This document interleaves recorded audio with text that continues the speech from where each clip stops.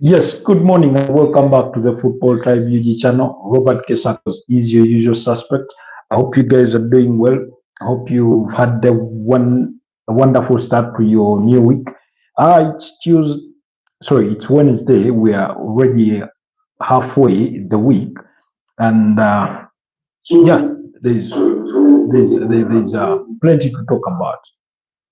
Apologies for that. I wanted us to test our audio as we usually do.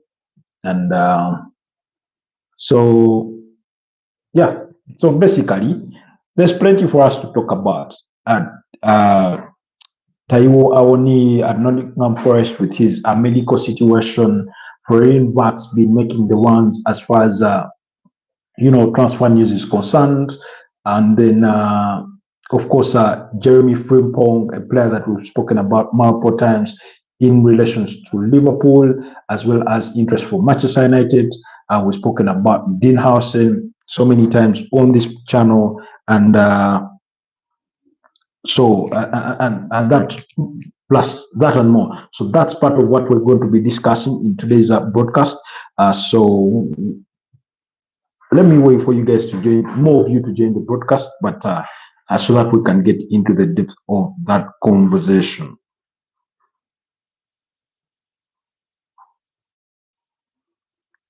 I'm waiting for you guys to join the broadcast so that we can get it all started, because there's plenty of things to talk about. Manchester City being very active in the transfer market, with Tiani Regendas there being one of the targets they have for the AC Milan midfielder and that kind of thing. So I know we didn't do our live broadcast last evening due to some power challenges and among other things, but because power had been off, and then when power returned, we had issue with our internet, so we couldn't do the broadcast. But then, yeah, let's hope that we can do this one and complete it without a glitch.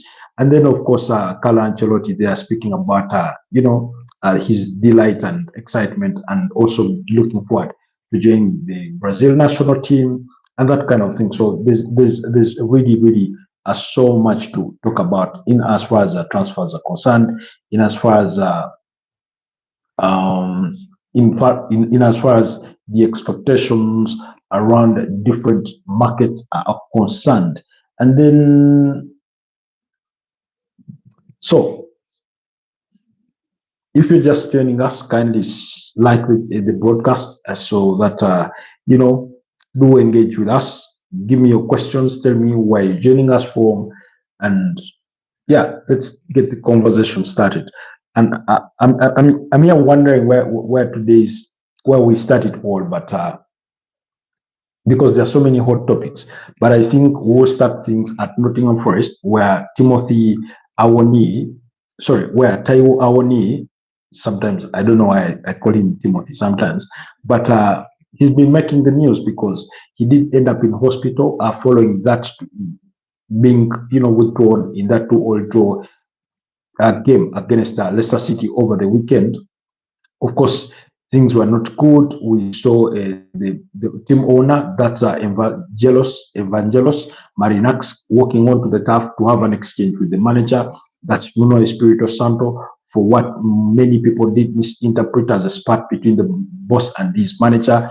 And it couldn't have been less true, because he simply came to express his concerns about how they handled the situation around Taiwo Awoni being allowed to continue with act when vividly he was incapable of that. Because you remember he did collide with the post, and that caused him some problems.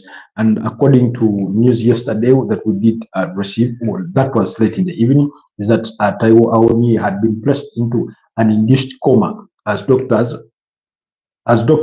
treated a serious abdominal injury. So that was, and then he did collide with the post, like I mentioned. Habib Nasser, Victor Gyökeres. We're going to speak about Victor Gyökeres in just a bit, because there seems to be a disparity between what Mikel Arteta wants and perhaps what Andrea Beta thinks. But we're going to get also into that discussion. So, because of that, because he collided with the post, he needed an urgent operation, which was done, and that is when they decided to put him into an induced coma to fast track his, his healing process. So, first, I said earlier today that Awoniyi had undergone an urgent operation. The induced coma is to aid recovery. Awoniyi is in a stable condition. So, I mean, it's been a bit of a tricky situation in as far as his health is concerned, but we do pray that he does recover well. I do not think he will be playing any game this season, but I would pray for his quick recovery. That's for Taiwo Awoniyi, the Nottingham Forest player. Then, based on Habib Nasser's submission about Victor Gyökeres. Now, a lot of reports have been making rounds in the last couple of days that Arsenal had made a bid in the region of 80 million euros to try and sign Victor Gyökeres from Sporting Lisbon. Whereas that has been yet to be cemented by more trusted sources, I wouldn't say it is any less true, but in still a similar vein, we'll be getting some reports. You could take them either trivially or with the depth that they may contain, that there seems to be a disparity. Of course, in what Mikel Arteta wants as his number one priority for a striker, and then what Andrea Bata wants. Now, like we've spoken about this before, and I did say it is without a doubt that both the whole spectrum of the hierarchy of the club do acknowledge that Alexander Isak is their number one priority, is their priority target, would be their ideal striker, and that's the sporting director has no qualms with that. Mikel Arteta, that's his preference, but also they acknowledge that it may be a deal too expensive for Arsenal to pull off, especially if Newcastle, they're knowing that they're in a very strong position in regards to the players' contract, in regards to their project, in regards to having, rich owners who are just not going to budge, and they're also promising the player higher wages. And if they do qualify for the UEFA Champions League, that makes the deal even much harder. Now, if you put Alexander Isak off that table or off that suggestion list, then it leaves you with two primary targets that have been spoken widely of over the last course of 6 months. Now, that's not to say that there are no other names in the list, because we've also discussed some of those, including Jonathan David, who is currently at Lille, and his contract does end this summer, as well as Liam Delap has been mentioned in similar conversation. But the main two has been Victor Gyökeres and Benjamin Sesko. Now, that's where we think we are having the disparity in terms of what is preferred between the manager and the new sporting director. It has been reported that the sporting director has a higher preference for Victor Gyökeres, who's been really smashing it for the last 2 seasons at Sporting Lisbon, including this season. So he's been smashing records left, right, and center as far as Portuguese football is concerned. Now, and yet Mikel Arteta seems to be more inclined to have Benjamin Sesko as his second choice in the event that they cannot get Alexander Isak. So, and the reason for that maybe is because, like we spoke, I think in yesterday's broadcast, is that Arsenal had done majority of their scouting work around Benjamin Sesko. That's the player they fall the most in as far as wanting to sign a striker is concerned.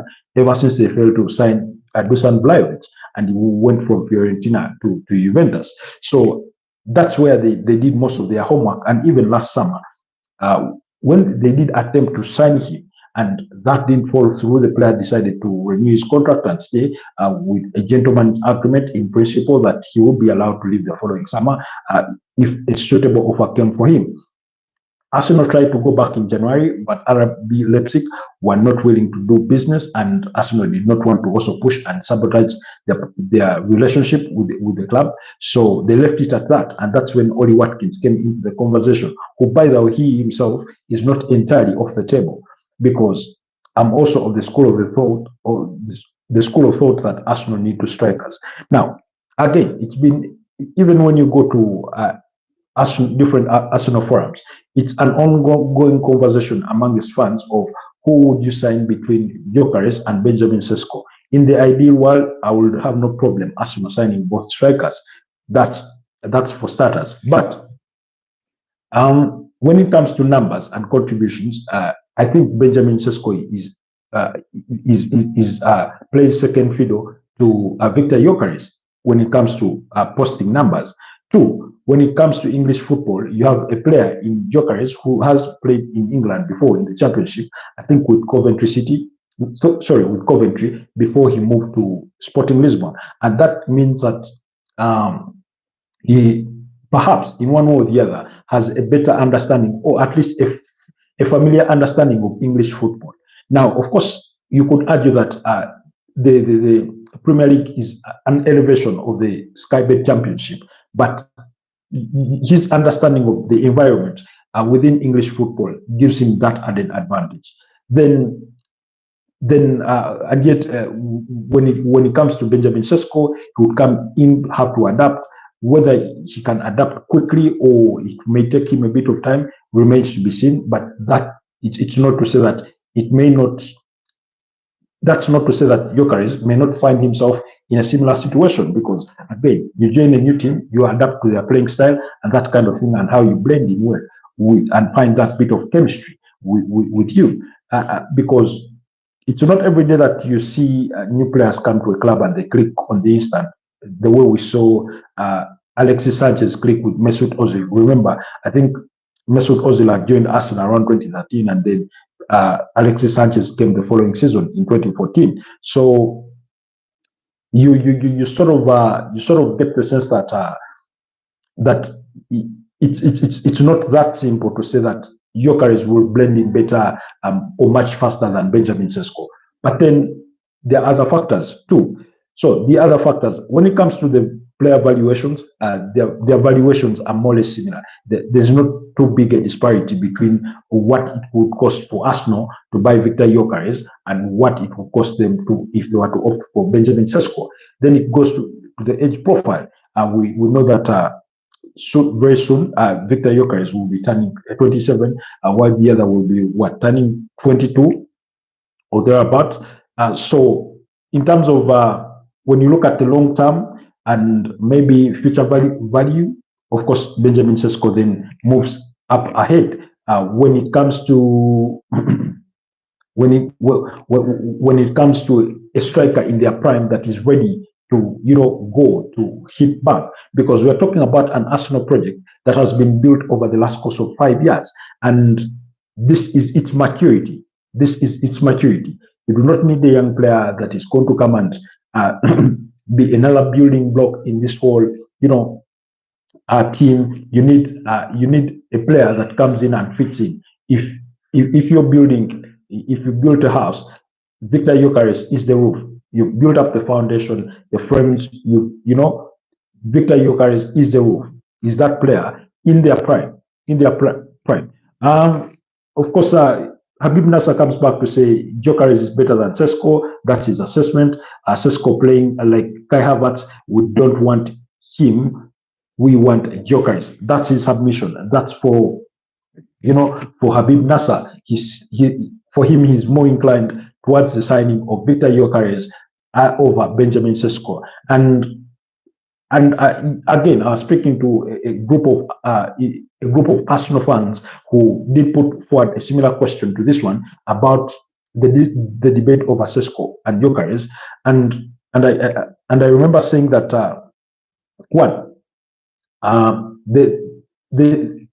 when it comes to what we are hearing, that there is a disagreement or a disparity in thoughts between Andre Bata and Mikel Arteta. I mean, that's as old as opinion itself, because it's not to say that Mikel Arteta and Edu were always on the same page when it came to what players to sign. I'm sure they always had their differences in opinion.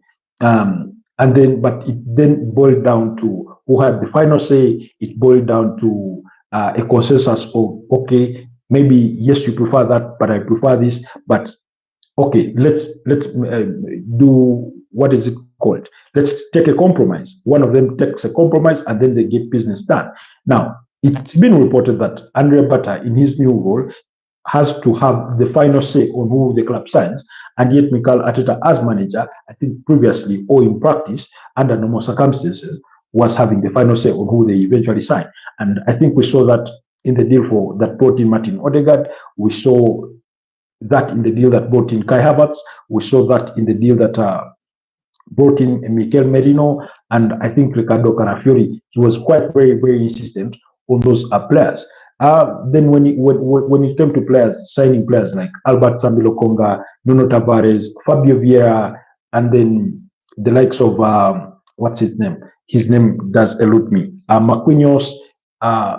Maybe Edu had the upper hand, but again, those are internal operations for which we cannot have full-blown conclusions over. It's a matter of opinion and what we perceive of what we see from the outside world.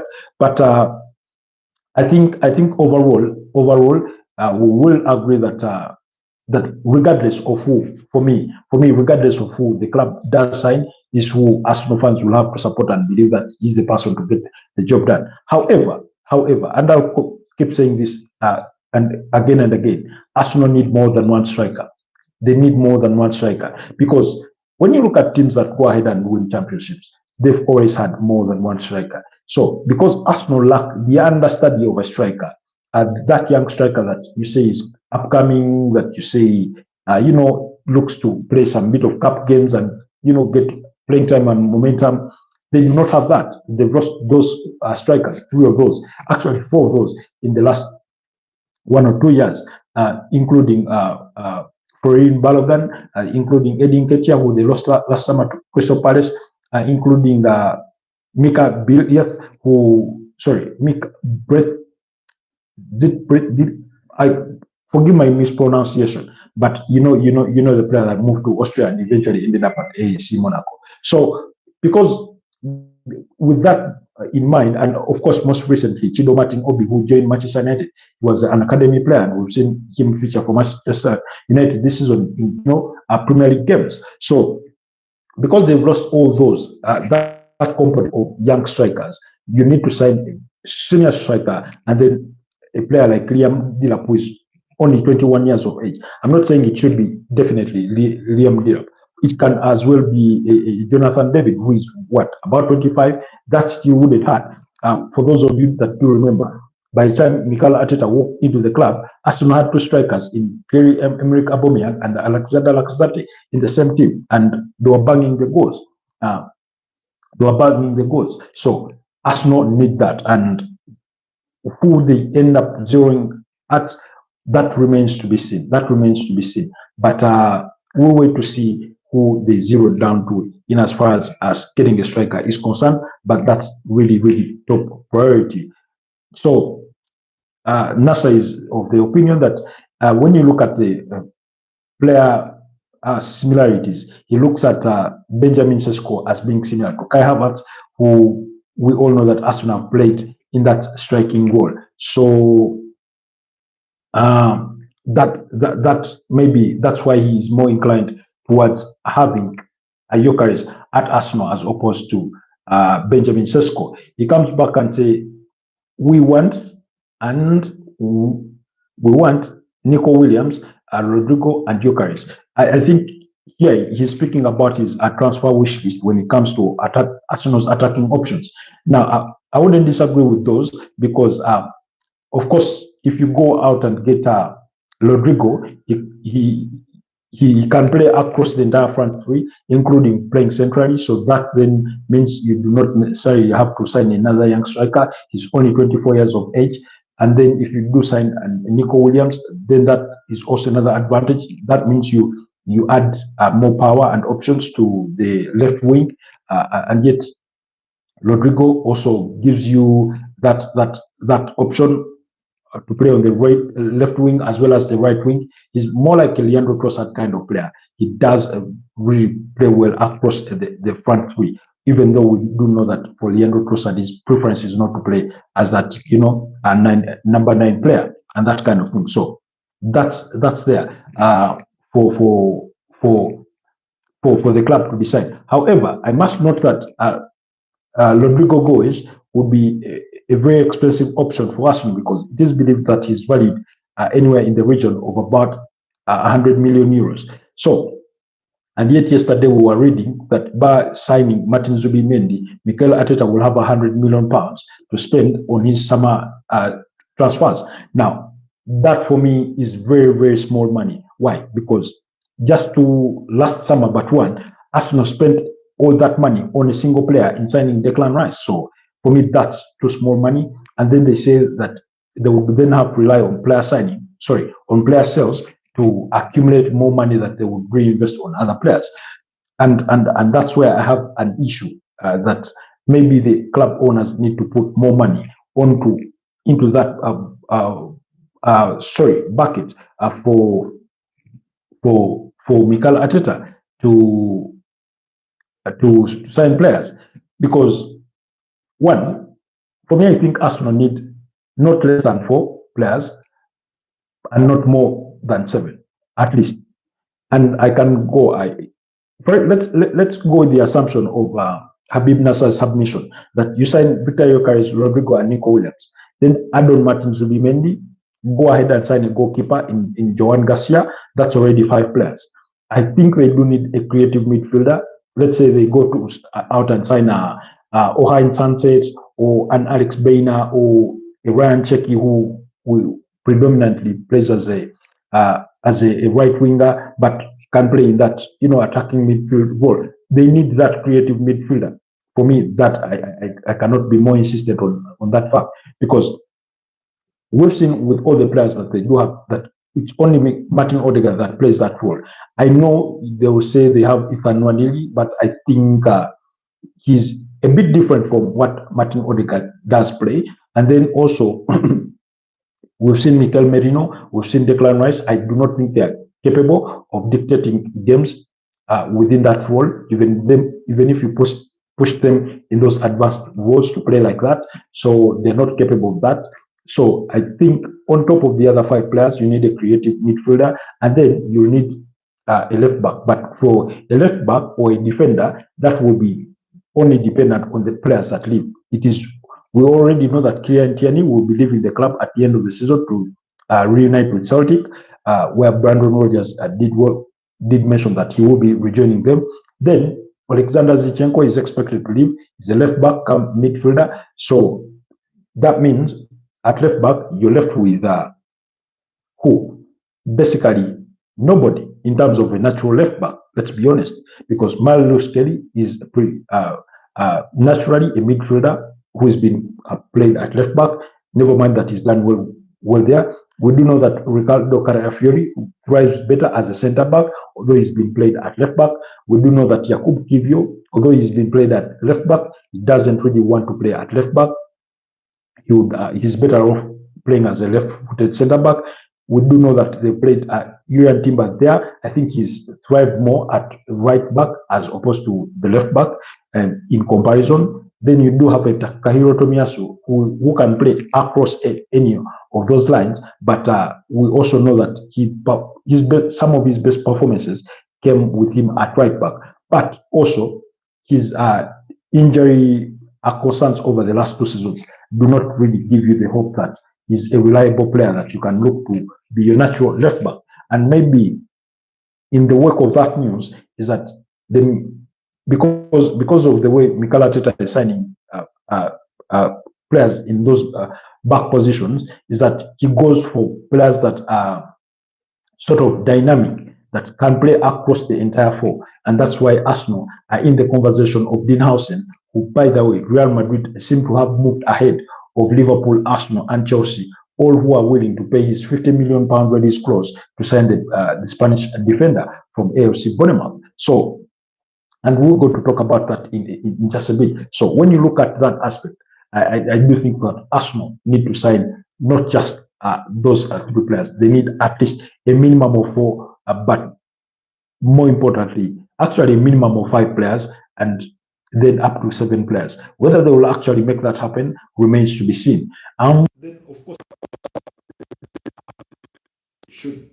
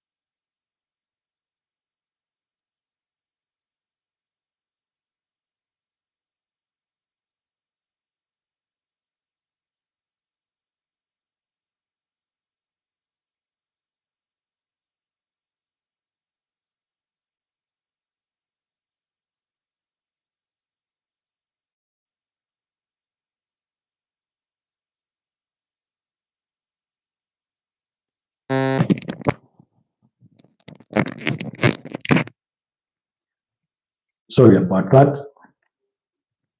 Apologies. Apologies on that. But again, I mean, I don't even know why he stopped hearing me, and that's one of the challenges that we do encounter. But like I was saying, I mean, how low do Manchester United really have to stoop for them to get this? Real Madrid, sorry, PSG, the owner, they're buying 600 tickets for 600 of their staff members. They want to take them all to the finals at Allianz Arena. Tottenham is buying tickets for their staff to go to that final at San Mamés. And I'm here wondering why Manchester United find that too expensive something to do that the manager is hard to do it, to buy 30 to buy tickets for 30 members of his core staff. And this is not for every Manchester United employee. Remember, it's part of the coaching staff, backroom staff, that kind of thing. And those are staff members that believe have been critical and crucial in this process, because most of us tend to think that football clubs revolve around, when it comes to working staff, revolve around the manager and his primary coaching staff, that they revolve around the kitman and maybe the press team in terms of media team, photographers, social media guys, and that kind of stuff. There's more to it. There's more to it. In fact, United had almost 2,000, nearly, I think about 1,600, and anywhere between 1,600 and 1,800 employees, all combined.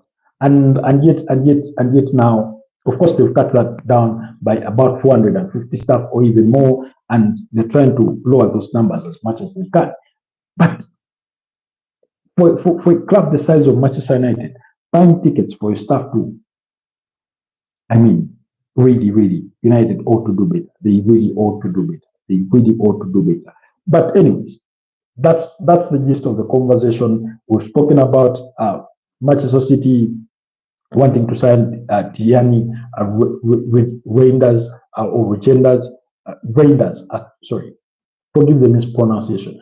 Tiani Reinders.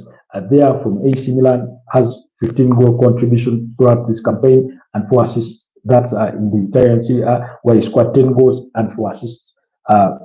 Very good midfielder, 26 years of age, Dutch international. Then they want to sign for Invert, only 22 years of age, from Bayer Leverkusen, I think 10 goals and 10 assists in the German Bundesliga in 29 appearances. I'm monitoring Morgan Gibbs-White. Of course, the expectation is that Kevin De Bruyne is leaving. Ilkay Gundogan, they're open to letting him go. Bernardo Silva will leave the club, or is expected to leave the club at the end of the summer. Sorry, at the end of the season. I would do know they want to sign a goalkeeper because Ederson Moraes will be leaving the club. They are looking to sign maybe a left back. They'll be looking to sign a couple of players in that midfield, especially. So do not be surprised with all the news that you're getting. We've spoken about Dean Huijsen in relation to Real Madrid, Arsenal, Liverpool, and Chelsea, but Real Madrid are currently leading the West. We've spoken about Timo Taiwo Awoni's, a medical situation. We pray for his quick recovery. We've spoken about Arsenal's, striking situation and the kind of players that need to sign. And what we're hearing is a difference of opinion in regards to who they sign. We've spoken about that. But that's it for today. Allow me to keep it here. We're 41 minutes into the broadcast. Apologies, guys, for that period when the mic went off. I will do much better next time. We'll look to improve. In fact, I thought I had that mic off charge, but that didn't seem to be the case. But anyways, apologies for that hiccup. Keep it locked on the channel. I'll be Okuyo, the Liverpool fan, I believe. Okoyo Amle says that will be worth it if at all they go on and win. But I think it kind of push back in the camp because winning involves a lot of moving parts. That's true. Winning does involve a lot of moving parts.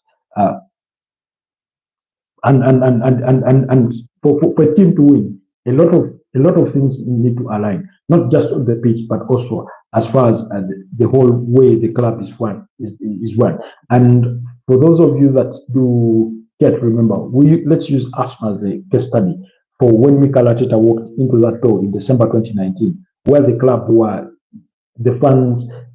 You had fans divided over the manager, over some players. You are hearing cocoons in the dressing room. Fans were in disarray. Club culture in terms of mentality and the way they went about their things was disjointed and that kind of thing. And he's trying to rebuild that perfect way. And that's what Ruben Amorim is trying to do at Manchester United. For those of you that have watched many of his press conferences, he keeps on saying that it's the things they need to change are beyond just what we see on the pitch, how the players play and that kind of thing. But there are other things that need to change within the club, and he's constantly spoken about that. But we wait to see if his bosses will heed to those calls and make the necessary, changes or adjustments that they need to make to see a change in direction of how the club goes. Otherwise, being 16th on the Premier League table is not something I thought I would sit and talk about, that I would hear, that I would read about, that I would see with my own eyes in a lifetime when speaking about a team like Manchester United. And while they've been winning trophies, you get the feeling that there's a deeper mess to sort out internally in the club. And I think that's what Sir Jim Ratcliffe and Ineos are trying to whip out one cobweb at a time. That's meant, letting go of Danny Ashworth. Not that it was a problem, but as soon as they couldn't see eye to eye with the rest of the board, Omar Barida, the CEO, decided to let Dan Ashworth leave. They've cut staff. They've done some improvements on the training ground in terms of revamping it. They've worked on fixing, leaking parts of the Old Trafford stands. Now, Manchester United have a mice infestation at Old Trafford. Jesus Christ, this feels like the plague that we read about in history. The plague, kind of infestation and that kind of thing. So really, the things at Manchester United, you wonder where they need to start and where they need to end, because they've sacked managers, they've bought players, and yet everything has not really aligned well. They've blown hot and cold. I can see Kati Anu is back. Hi, good evening. How are you, bro? I'm good, Kati Anu. Welcome back to yet another broadcast. It's good to have you back, although you've come almost at the tail end of it. So, for United, I sit here and wonder where it all breaks through. But they will need to fix it. They will need to fix it actually sooner than yesterday. And unfortunately, both teams that are in the finals of the Europa League in Tottenham and Manchester United, one is 15th and the other is 16th. None of them deserve to be in the final under normal circumstances of football. Because how do you be so good in the Europa League and be so poor in the league? Call me Anu, bro. Okay. Apologies. I'll call you Anu. Thank you, and for clarifying on that. So how do you even explain that a team that is in the finals, or the teams that are in the finals, actually, when you look at the UEFA Conference League, Chelsea are 5th on the Premier League table, and Real Betis are 6th, I think, on the Spanish La Liga table. When you look at the finals of the UEFA Champions League, Inter Milan are 2nd and Paris Saint-Germain are champions in France. That means first on the table. So that aligns out perfectly. And then you look at Man United and Tottenham Hotspur. Of course, they are neighbors in positions. One is 15th, one is 16th. But for goodness sake, I keep saying this, in a different season, United and Tottenham will be staring down relegation. But we'll leave that conversation for. I think we need to have that conversation with Manchester United fans. If you do know any Manchester United fans, please ask ask them to join our conversations and come to tell us when they think they are open for us to have that full blown conversation. Because I think if we decide to speak Manchester United, we could go all day. But thank you guys for being with us today. Once again, apologies for that period in which we had our audio drop. Our microphone suddenly went out of battery, and I had not noticed that because my test device for audio was turned off. But we'll look to do better next time. Otherwise, stay blessed and have a wonderful rest of the day. But be rest assured, we'll be back in the evening. I'm not yet sure what time we'll be back, but we'll be back in the evening to revisit some of these topics, to revisit some of these transfer conversations, because a lot things are constantly changing over time. Maybe there was a question for me in a different forum about Matthias Cunha. Manchester United are still leading the rest of that. They are on top of things, although they do not yet have a deal in place to get that finalized. Bro, you are from and what are you doing? Anu is asking where I'm from. I'm from Kampala, Uganda. That's in East Africa. Uganda being the country, Kampala is the capital city. East Africa being the region, that's part of Africa. And what are you doing? I'm a content creator and a digital marketer, among many other things. So YouTube is where I'm oftentimes at, among other things. But that's what I do. I'll be interested in knowing where you are. I know where you are from. But thank you so much for that question. Thank you so much, Okoyo, for your contribution. Thank you, Habib Nasser, for your engagement that we had earlier on. You sort of gave us the biggest topic or biggest debate in regards to that Arsenal conversation. But also, before I sign out, yes, sorry guys, Liverpool are on top of things when it comes to Jeremy Frimpong. They do want to sign the right back from RB Leipzig. The player is open to joining Liverpool. The Liverpool and Bayer Leverkusen are discussing over the 35-40 million release clause that is in the player's contract and how maybe it can be structured and that kind of thing. But Liverpool are on top of things. They look to be beating all the other teams that were interested in signing the player.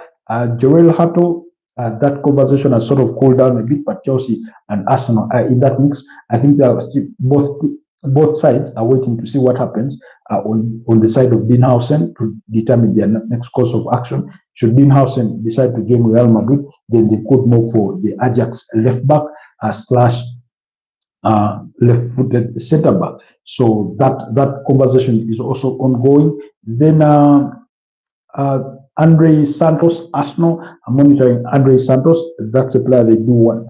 Oh, you say from Singapore and working in medical department. So, anyway, nice to meet you. Nice to meet you once again. I know, really appreciate the support that you give us.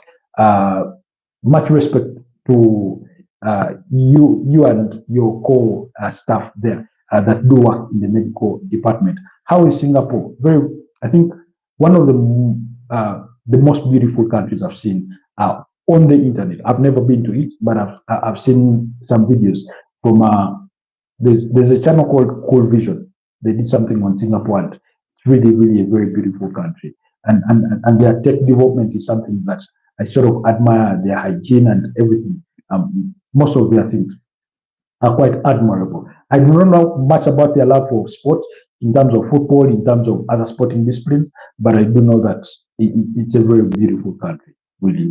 So thank you so much, Anu, for joining us from Singapore, and I hope you continuously be with us. Usually we have our morning broadcasts Monday to Friday, usually between 10 a.m. to 11. That's 11 onwards, but between the hour of 10, that's when we do come live. We're looking forward to harmonizing them more in the future to have a definite time, but simply turn on your notifications and you'll always be notified as soon as we go live. Then On weekends, that's on Saturday, we do the broadcast between 11 and midday. So that's when we oftentimes do it to discuss, the weekend action and all that kind of thing. But we'll be doing more of this routinely, especially in this transfer period, because a lot of news is happening every now and then, and clubs are expressing their interest in different players. So many moving parts. We spoke about yesterday, no, on I think Monday night. Yes, we spoke about the FIFA Club World Cup and what impact it has on the summer transfer window in regards to it being open early and then closing and then resuming later on. So best rest assured, we'll be here to keep you abreast of that conversation and much more. But otherwise, allow me sign out from here for now. Thank you so much to our new subscribers. Thank you so much to our usual suspects that oftentimes join us. Arno being one of those, because this is not first time being here. And then Mr. Okoyo, thank you so much for the support, the Liverpool fan there. Then Habib Nasser, one of those. There's somebody else I'm forgetting of the tip of my but anyways, guys, for those of you that are interested in learning tech and soft skills, that's coding. If you're interested in coding, in web design, if you're interested in cybersecurity, you can sign up with Ebo State Africa. Ebo State is a platform that does help you learn coding, cybersecurity, and software development, among other digital soft skills. So they do have a 5% discount available if you do sign up in this month. And then I'll leave the link down in the description for you guys that may be interested in something of that nature. So do not miss out on learning digital skills with Ebo State. So I'll leave the link down in the description so that you can check them down if you're interested in learning soft skills in the space of cybersecurity, coding, and web development, and more of things in that line. Otherwise, have yourselves a wonderful rest of the day. Stay blessed, and let's catch up later in the evening. We'll be back to discuss more sports. Thank you.